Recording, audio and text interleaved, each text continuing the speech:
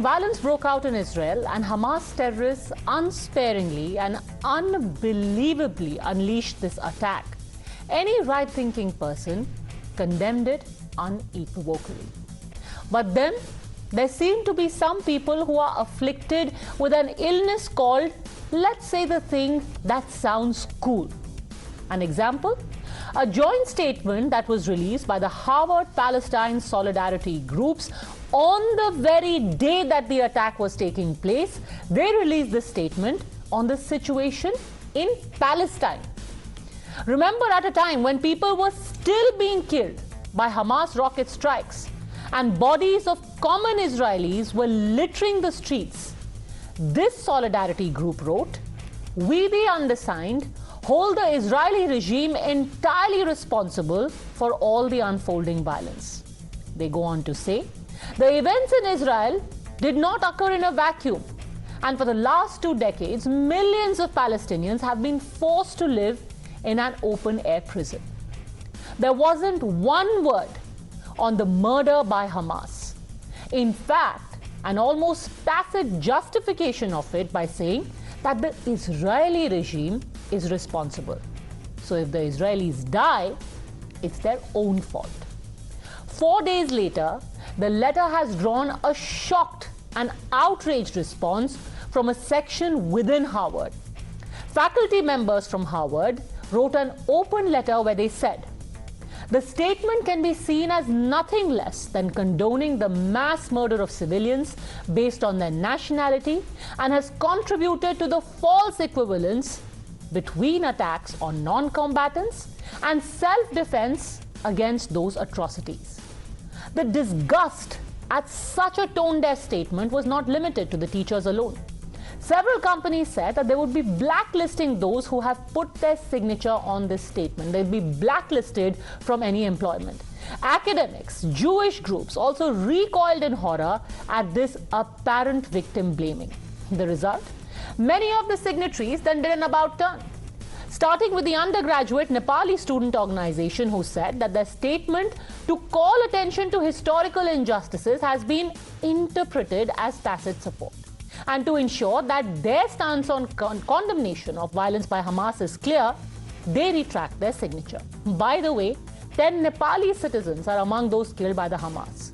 One is still missing. Another member of the Harvard group said that signing such a statement was egregious and she did not see what she was signed on for. And for that, she has resigned from her post.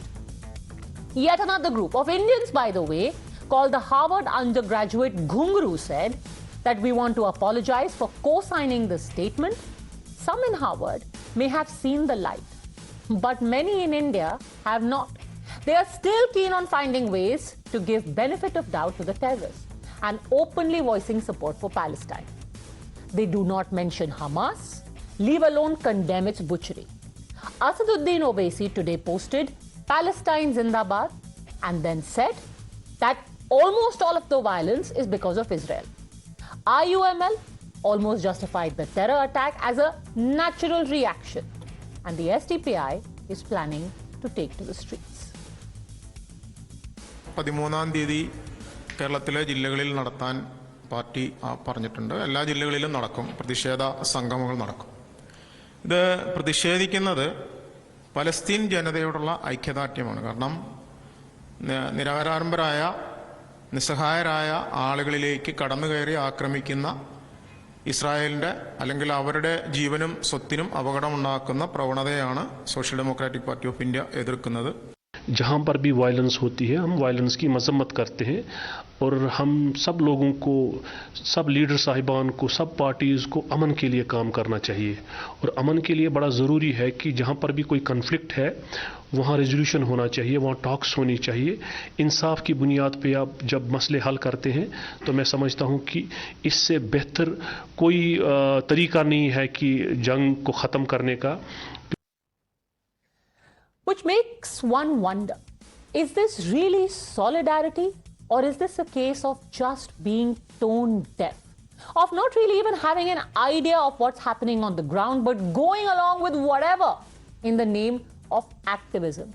Have people actually lost all sense of proportion of what is right and what is wrong? And everything cannot be a cool slogan.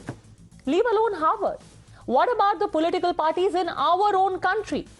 Are the likes of IUML, AIMIM, and frankly even the Congress really think that by supporting the action of Hamas, or at least not openly decrying the action of Hamas, their political ends are going to be met?